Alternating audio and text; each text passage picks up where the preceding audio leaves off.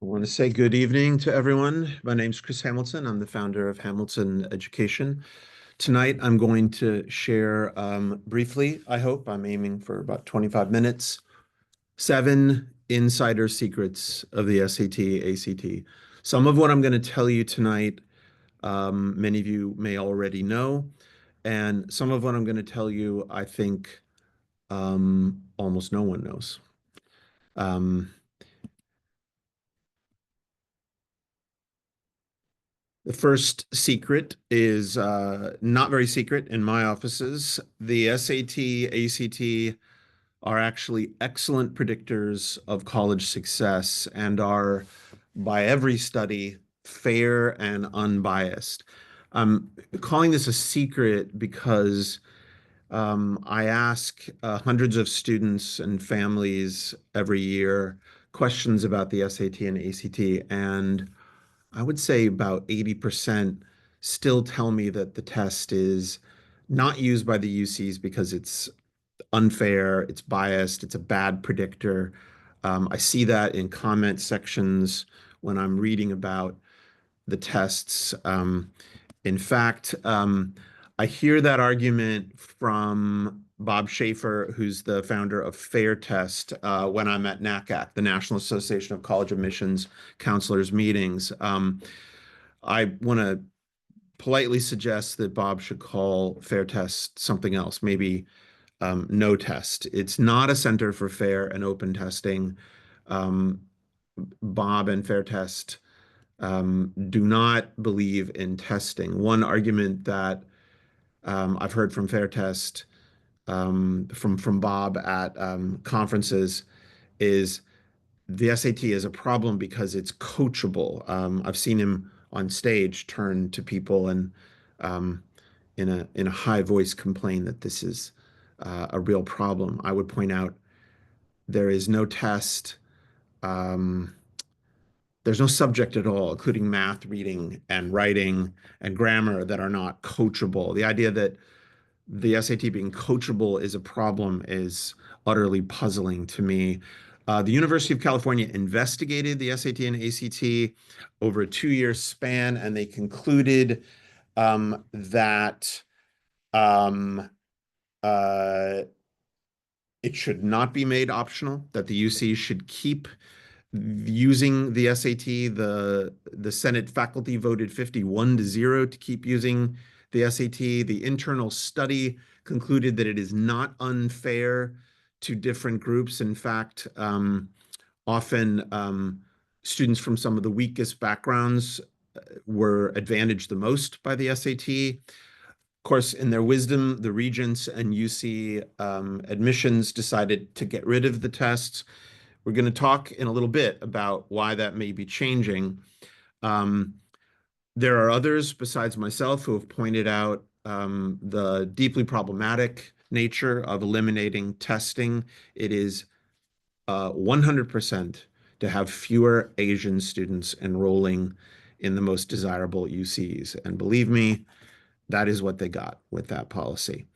A recent paper published by the National Bureau of Economic Research concluded that the SAT and ACT are essentially 4 times more predictive than just using GPA, and that students from less advantaged backgrounds were not disadvantaged in using the SAT.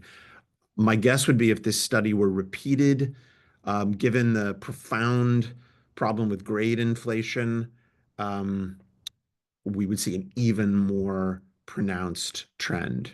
Um, who else believes this? Nearly every Ivy League and schools like MIT. The president of Dartmouth simply came right out and said the SAT and ACT are incredibly fair and very useful. Even the president of Brown said standardized tests are a much better predictor than high school grades. I'm just trying to slowly work against this zombie lie that the SAT and ACT are bad predictors or are unfair. Secret number 2, test optional isn't really an option. We early on looked at the first round of test optional admissions, and we saw something and we shared it with our students, our clients. We saw that if you are scoring above the top 25th percentile, you're going to be accepted at roughly double the rate. And even if you're scoring below the 25th percentile, hardly any of our students would fit into that portion of candidates. Even those were accepted at a greater rate than those who didn't submit scores. Almost every report came to the same conclusion. Many people are asking just how optional these tests are. And Dartmouth, once again, admitted that even though they had said that applicants wouldn't be judged on whether or not they included the SAT or ACT scores, Dartmouth's own president admitted there were marginalized students, students who were underrepresented, who they really desperately wanted to come to Dartmouth, but those students didn't submit their scores. They had 1300s and 1400s, and they were therefore not admitted to Dartmouth. MIT has been very clear. The data suggests that diversity is actually promoted by using the SAT and ACT. Purdue, very competitive, highly ranked engineering and computer science school. They, of course, have lots of other majors, but that's their strength. In a discussion with them, they acknowledged that 3% of the students they accepted last year under their test optional policy were admitted without test scores. 97% of their accepted students submitted scores. Secret 3, the SAT and ACT are not used by colleges as most people imagine. They have several different purposes. I will explain. I often hear from clients that they ask me questions about the SAT and ACT that seem to come from the point of view of a parent, often a parent who grew up in a system where a major exam, the English O levels, A levels, Chinese Gaokao, Korean Sunung, they're doing the sorting. So parents are often very fixated on the fact that a 1590 is better than a 1580. So, how can my student compete if she doesn't have a 1590 and a perfect score is better than those? They're often wondering which is harder, the SAT or the ACT, which is really more respected.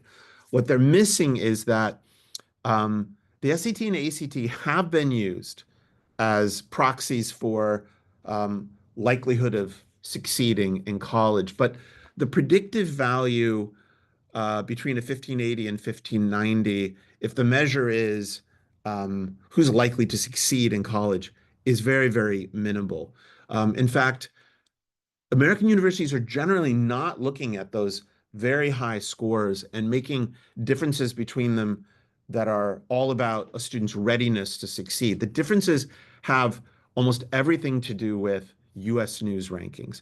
American universities have to submit their scores to US News, and that's the primary difference. Now, it's true, they would like better scores, they'd like higher scores, but you need to know for different students, those that are underrepresented, there will be different scores that colleges tend to look for, and athletes have different scores depending on the sport and how important the sport is to the school.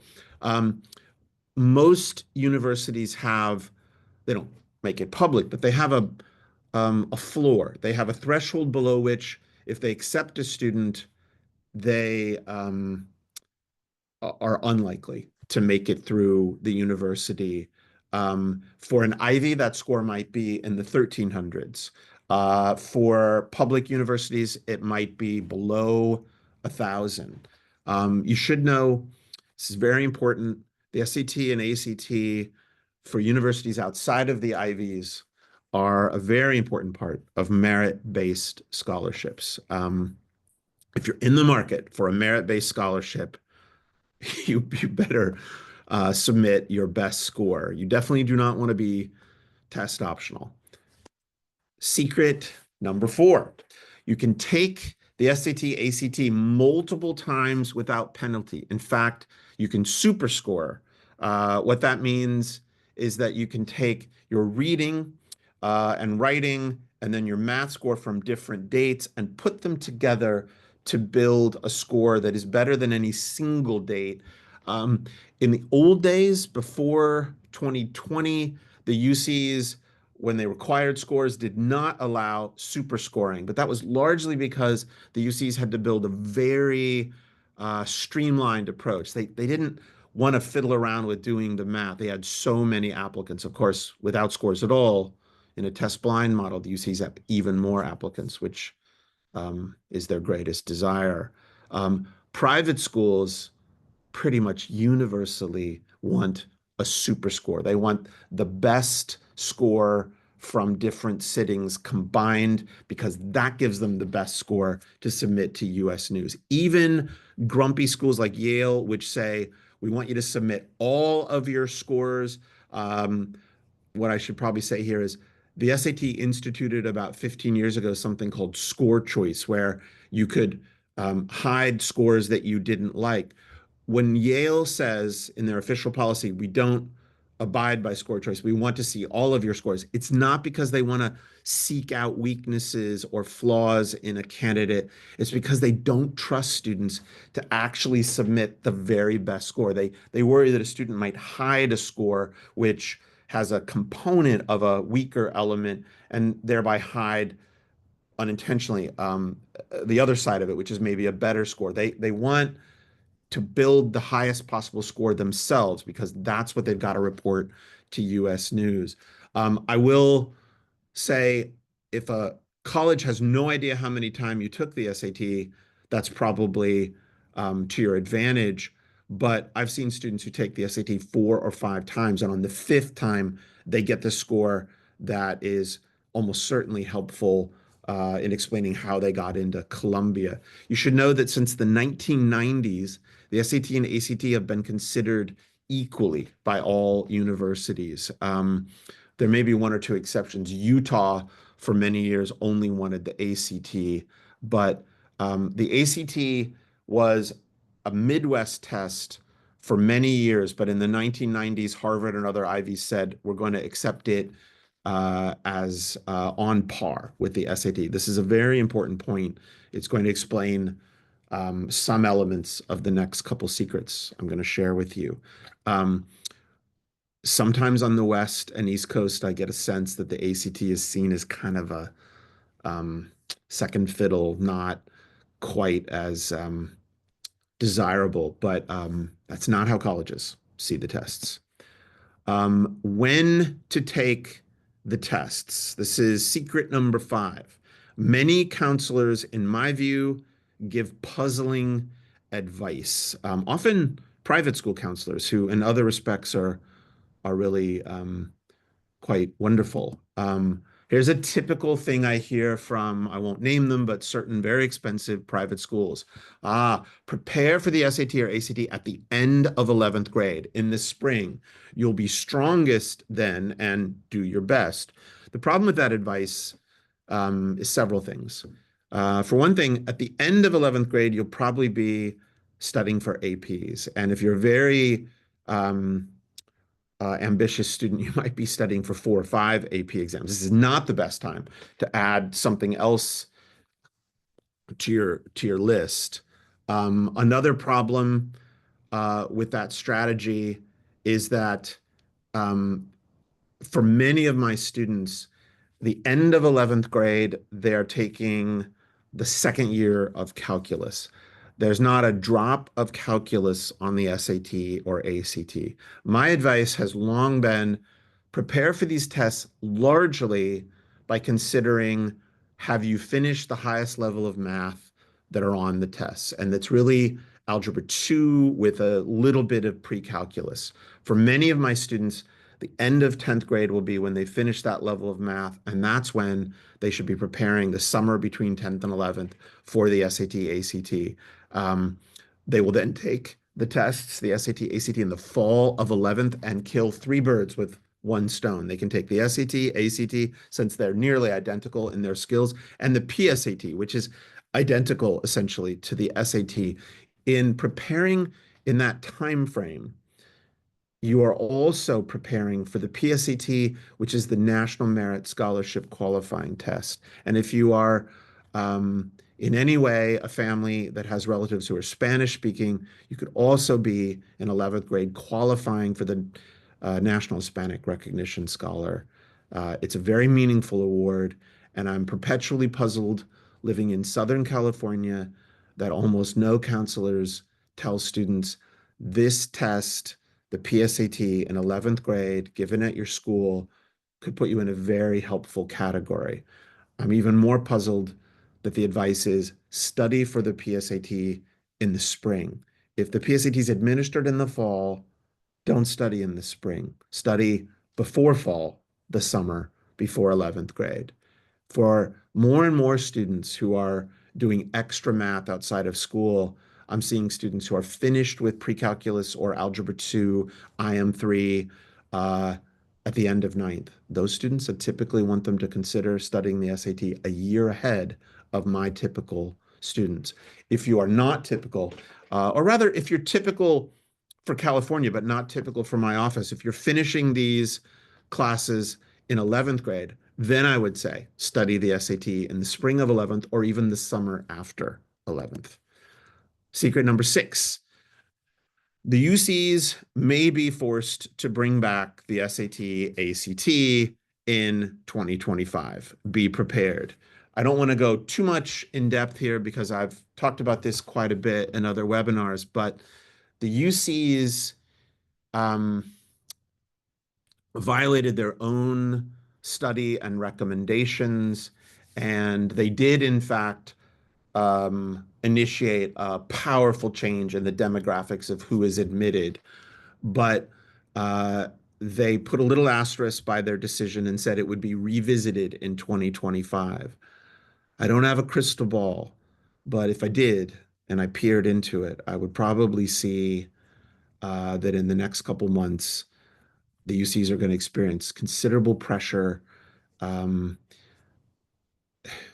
from the aspect of civil rights, asking, have you gotten rid of the SAT and ACT to simply do an end run around a desire to admit based on immutable qualities and ethnicity that are, in almost every sense, by state law and by the Supreme Court of the United States, not um, supposed to be in consideration. I want to urge everyone, you want to be prepared if the UCs go back to requiring the SAT and ACT. And even if that doesn't happen, as I've explained in webinars before, you can't have a strategy of only applying to the SAT, to the UCs only, because the strongest students that I work with who get into Harvard and MIT, they may be rejected by most of the UCs. There's almost no measure of merit or accomplishment that can guarantee a spot at the UCs. And finally, I'm going to take the most time with this one. It is tremendously important. Take the ACT, or at least take advantage of something that most people do not know, the hidden similarities and differences between the two tests. Um, in every aspect of what I do, helping people apply to universities, we have had hundreds and hundreds get into Ivies. In fact, I've had almost 200 students get into Stanford in my time working with young people, and nearly that number getting into Harvard. In all of this, in test prep, I'm looking for strategic advantages for my clients. I'm looking for what a hedge fund manager might call inefficiencies in the marketplace. I am looking for um, the ability to zag when other people zig. I'm looking for something that everyone isn't yet chasing. And that is why um, in 2016, we revealed an entirely new, unique way of studying for the SAT and ACT. And I did this by looking carefully at the SAT and the ACT, both in their current form and historically what they look like. The SAT, I have many webinars about this, has a very long tradition. It was originally um, an aptitude test. It was meant to measure something like innate intelligence. It's slowly distanced itself from that project, but it was originally designed to admit people for a fairly democratic ecumenical purpose. Um, are there smart people outside of the Eastern Seaboard? Are there smart people on farms? Are there smart people in the Midwest, on the West Coast? It's kind of funny that this was up for debate. Um, the SAT has traditionally been a test that is quite long and it measures grammar, it measures reading, at least since 2005, it's measured grammar and it measures vocabulary. It's traditionally been understood to be less speeded than the ACT, although this is partly why we're talking about this. All of this has changed in the last couple months. The ACT was originally built in 1959 to admit students to the University of Iowa. Um, when it was introduced as a more national focused test, it was speeded in some ways um, to help it achieve what Harvard and Yale were looking for from an admissions test. We'll talk about that in a bit. The SAT and ACT are currently not a pass-fail test. There's a Jimmy Buffett song where he says he didn't pass his SATs. Well, he probably didn't take them because it's not a test that you pass or fail. A driver's license test is one that you pass or fail. The SAT and ACT are putting students on a normal distribution or Gaussian curve. So I'm always a little puzzled, even frustrated when I hear some teachers and counselors every time there's a new version of the SAT or ACT, I hear them saying, the SAT in 2016 removed vocabulary, so it will be easier. No, 1% will be in the 1% at the edge of the bell curve. It might be a different group that's in the 1%, but only 1%. But it's important to keep in mind the ACT was built originally not to be a Gaussian curve, normal curve producing test, but more like a driver's license test. It was in the 1990s, um, well, it was a little before that, but it was hoping to be used like the SAT, that the ACT changed fundamental aspects. The ACT went from a driver's license test to a test producing a normal distribution curve. Um, the SAT was originally meant to identify the top 1%. The ACT was not about aptitude, but about achievement. Um, to turn the ACT into a national test, one that would produce that curve, they sped up the test. So in 2014, when I was hearing College Board talk about their anxieties about the ACT, I began redesigning our curriculum to teach both tests. My hypothesis was two things. The SAT was going to be offering a new test that I assumed would be built to be imitating their competitor, which was actually not only in danger of surpassing them, but had surpassed them. I also assumed that the speeded aspect of the ACT might not be a problem for the typical students that we see. They're often pretty fast. Now, I didn't assume all of our students would have speed as something that was an advantage. So I decided to teach the tests side by side and also to make sure that people sought extra time where it was appropriate and needed. In 2013, the ACT did surpass the SAT in popularity, and that is not a coincidence that that exact moment is when College Board was talking about big changes that resulted in the new SAT. At a NACAC conference, I asked David Coleman if he wasn't perhaps making new Coke. If you remember in the 1980s when Coke was worried about Pepsi, they introduced Coke, changing the formula to be more like Pepsi. It was um, not a success. And I would probably say the 2016 SAT was also not a success. The ACT kept pulling away in popularity. And that is one reason why the SAT is now in yet another iteration, the digital SAT. When we began changing our curriculum to adapt to these changes in the tests, um, I had a hypothesis, I had a theory, but I had only that at first. Um, Five students in San Diego earned a perfect ACT score across that year of 2015. In 2016, we introduced the H3 program combining PSAT, SAT, and ACT, and we had more than 40 students get perfect ACT scores. I assumed that everyone in the industry would be doing something similar, but as far as I know, we are the only ones. That is also one reason why we're the only test prep company I'm aware of that has literally hundreds of perfect scores. And to give you a sense of how meaningful it is, these are the perfect scores that come from the ACT. Our total perfect scores, actually, we have more than this now, but our total perfect scores is significant.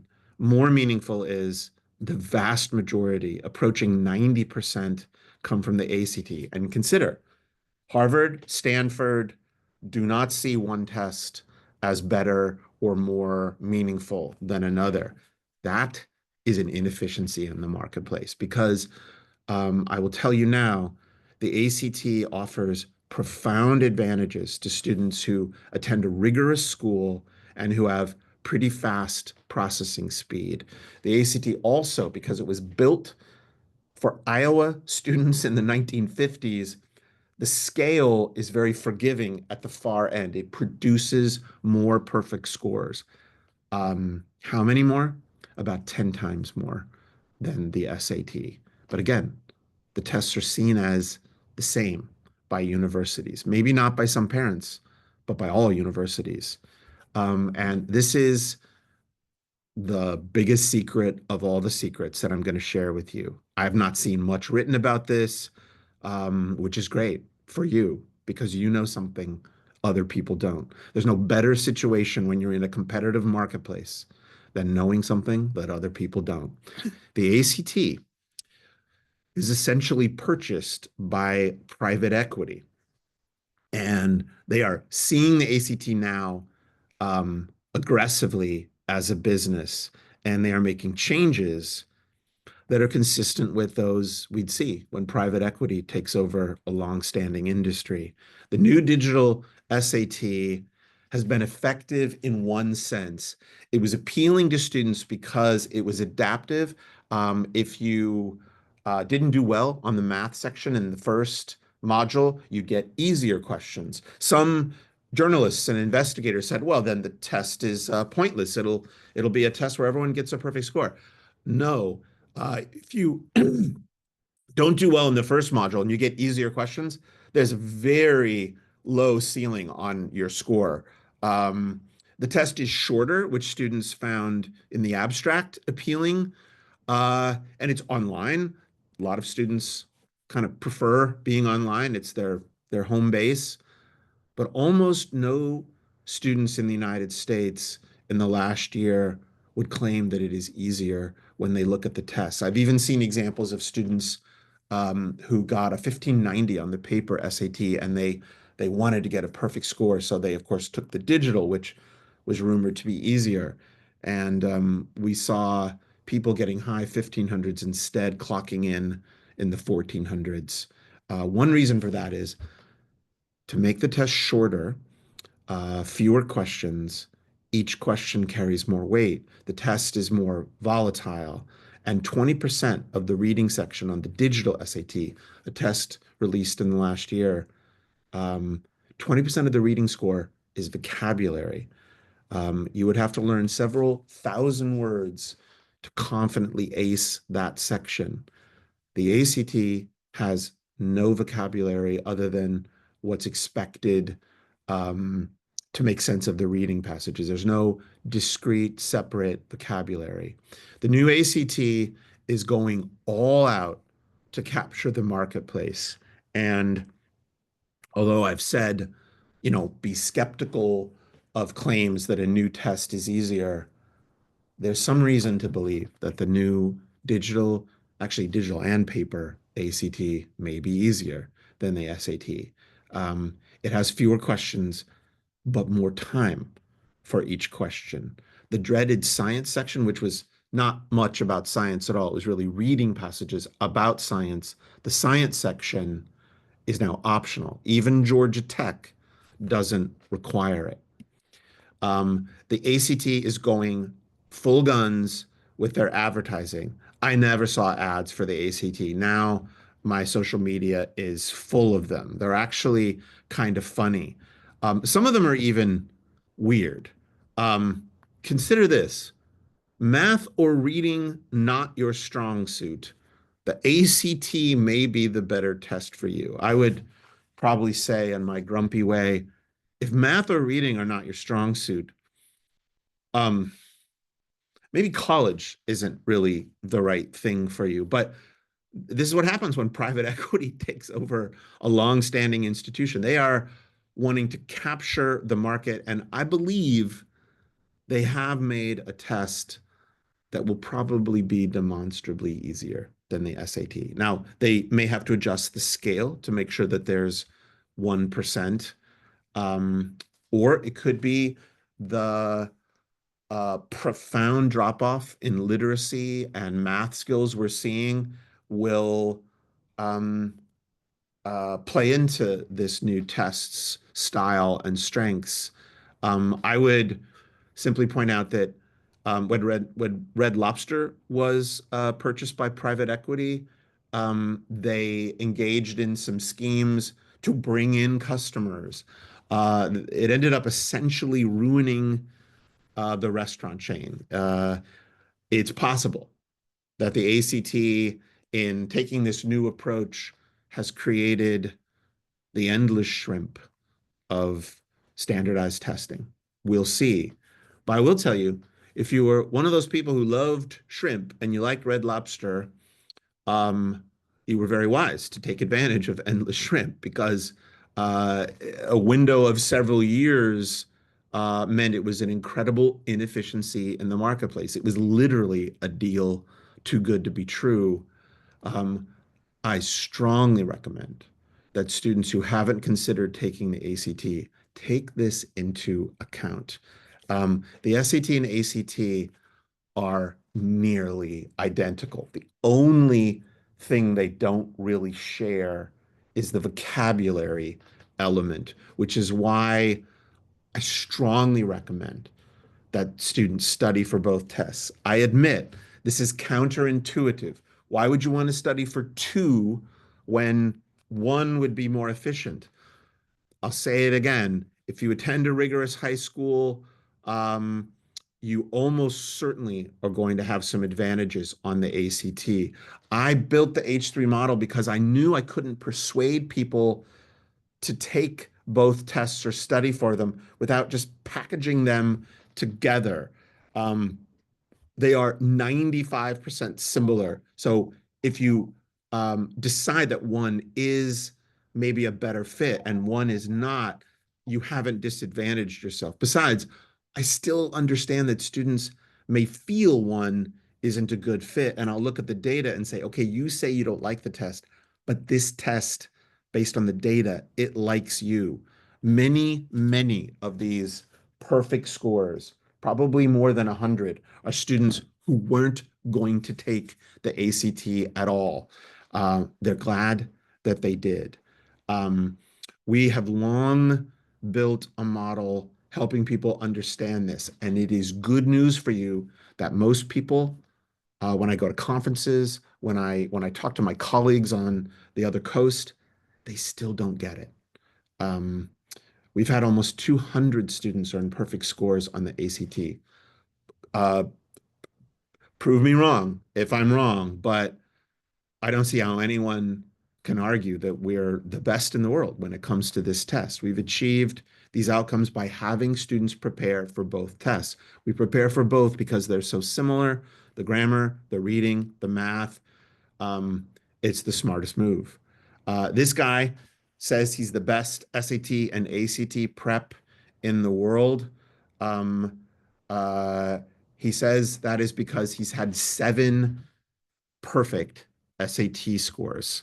Um, Huffington Post a while back said we were perhaps the best prep testing program in the country.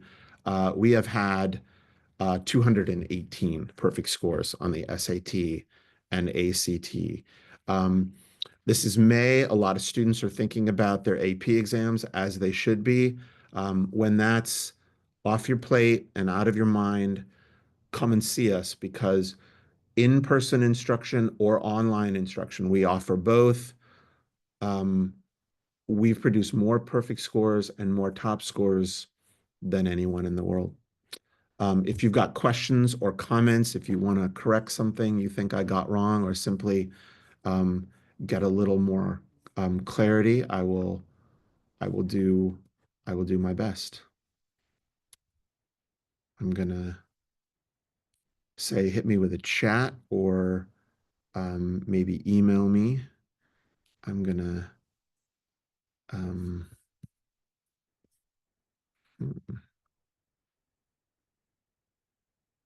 it's not quite what I expected. Let me look at my questions here. The SAT, is it digital only now? The SAT is digital only. That's correct. And the new ACT that I'm describing, it will be only digital until September. And in September, you'll have a choice of paper or digital. I don't really have enough wisdom to know what to recommend other than some people like one better than the other based on personal preference. But the digital ACT will be the first to unveil the new format of the ACT, which is the one that I suspect is the endless shrimp. No, you cannot take the paper SAT. The SAT is now entirely digital. Someone is asking, is Torrey Pines High School considered a rigorous school? Absolutely 100%. It's very highly respected in US News rankings, and it is a rigorous school. Um, what's your secret to be so successful? Oh, that sounds like, geez, maybe my wife is asking that. Um, well, a couple things. I hire professionals who are very good and very experienced at what they do, and I pay them well above a market rate. Um, I am heavily involved in the teaching myself. In the summer, I'm teaching 5 days a week, even on Saturdays, I'm teaching. Um, we build curriculum that is the best in the business. And probably most importantly, currently, we meet with every student to understand what they need, and we build a custom strategy for everyone. If you can find another test prep company that meets with everyone and understands who they are as a student and as a person, let me know. But our model is a very different model. We're like a custom tailor. No wonder the suits fit better. Um, um, Someone says, I didn't follow your point about taking the test multiple times. Is the takeaway to take multiple times? Well, I would take it as few as possible because every time you take it is a couple hours of a Saturday um, that you might have spent doing something else. But I would say, um, I think many people should be prepared to take it multiple times because there's simply no reason other than the investment of time not to take it multiple times. Yes, if you do great on your first attempt, then you're done. But it's very helpful to know that the ACT in particular will not report your scores, even if you took it, 7 times. The ACT will not report any of the tests you've taken unless you explicitly ask them to. The SAT lets colleges dictate the policy about what will be reported. The ACT sees students and families as their primary customer, and it gives you full control over what tests will be reported. Yes, you absolutely can take the ACT multiple times. I'm reading another question. Um, and in fact, the ACT, as I said, has um, traditionally given students more control over what will be um, Uh, if someone's going to be out of town for the entire month of July, I'm not sure that the H3 summer program is the best. We do offer online classes that are on the H3 model, and if someone is out of town and able to attend them in a timely fashion, that may be something to consider. But we also have had great success with custom tutoring. In fact, if someone is missing just a week or two of their in-person summer classes, we have tended to say, let's give you tutoring to replace what you missed in the in-person class. Someone's asking if I recommend that students, yeah, I'm probably telling people I don't recommend they take the ACT science section. That could change if um, a university comes out of the woods and says they want the science section. But I'm assuming that when Georgia Tech says, we don't need it, um, I mean, is there a more sciencey school than Georgia Tech? Maybe Caltech, MIT. Um, I would say if it's optional, uh, if it's optional and the top schools say they don't want it, you don't need to take it. Someone's asking about the writing section. Is the writing section um, optional? Should you take it? Um, I feel kind of crazy saying this because, on the one hand, I don't recommend you take the writing section. The only institutions that want it are the military academies, as far as I can tell. Harvard doesn't want it. Stanford doesn't want it. MIT doesn't want it. If they don't want it, don't take it. On the other hand, I taught at UCLA for many years, and I liked when the SAT had a mandatory essay as part of their writing section. Um, there were complaints about it, and students didn't like it, so colleges got rid of it. But if anyone's following the incredibly heated debates about ChatGPT in universities, the anxieties that professors have about whether anyone can give a written assignment anymore other than in a blue book in class, you'll understand why I think it was probably a mistake to get rid of the essay section on the SAT and ACT. And who knows? It may be something that comes back into play. Someone is asking if you need to take it multiple times, does it make sense to take it consecutively? Yeah, you often might want to sign up for a second SAT or ACT even without knowing that you need it because it's quite difficult to get a spot. That's another one of the ironies and contradictions in all of this. The ACT is going full guns, purchased by private equity. They want more customers. I would say if you want more customers, make more spots. If you're already familiar with signing up a student for the SAT and ACT, you know it can be very difficult to find a spot. That's a problem um, that needs to be solved. Um, no, actually, SAT and ACT both do super score. Someone's asking, does one do it and one doesn't? No, they both do super score. Um, at what score, someone asks, should one feel it's good enough for the best school? It really depends on what schools you're talking about. But if we're talking Ivy plus schools, I've seen people get in with scores lower than what I'm going to tell you. That's very important to note. But I would say I'm most comfortable on the ACT with a 35 or 36, although I admit a 34 is in the top 1%. And SATs of 1550 or higher. That's the goal. When you hit those numbers, I'm probably not going to encourage you to take the tests again unless it's personally meaningful to you. And I also want to say, I've had students with lower scores get into the very top schools, but typically not much lower. Um, is taking the SAT in the summer after junior year a good choice? As far as I know, the SAT is not something you can take in the summer until the end of August. I guess that's summer. Yes, if we mean August and I'd say August, September, October are the tenderloin of dates and times. That's when you should take it. Um, I would say someone's asking about endless shrimp. Actually, the new digital ACT that is being offered now, that's the test I'm saying could be possibly endless shrimp. And I would say that version, the endless shrimp version, on paper, it'll be available in September. I think it's going to take years for colleges to sort of see if the new ACT is endless shrimp, that that's the case. And and even then, it's not a certainty because they may adjust the scale and colleges simply may not care.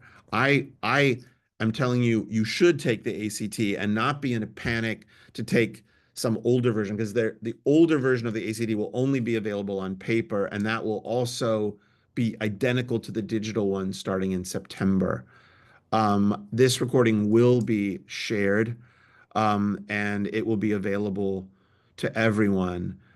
Please send me an email if you want me to explain in any more detail what I'm talking about. Um, and I would simply say, um, oh, this is very important. I don't want to end it here. This last question is tremendously important. I'm going to read it word for word. I heard because of the curve, it's harder to ace the August test than the later ones. Do you agree with that for the digital test? I don't agree with that for any of the tests. The SAT and ACT are not graded on a curve like a university exam where one genius on that day ruins the curve. They're curved or equated in a looping fashion with other test dates and other populations of test takers. In other words, it's not the case that reliably, the fall tests will be harder because there's a stronger population. They're not curved that way. We have great results and great scores from all the different testing dates that are offered because the SAT and ACT by definition have to be normed in that fashion. So I don't recommend you try to follow the kind of common sense insight about a curved exam because it doesn't apply to these tests. I want to thank everyone for your time, and I'll do my best to answer any questions that you send to me personally. Thank you all, and good evening.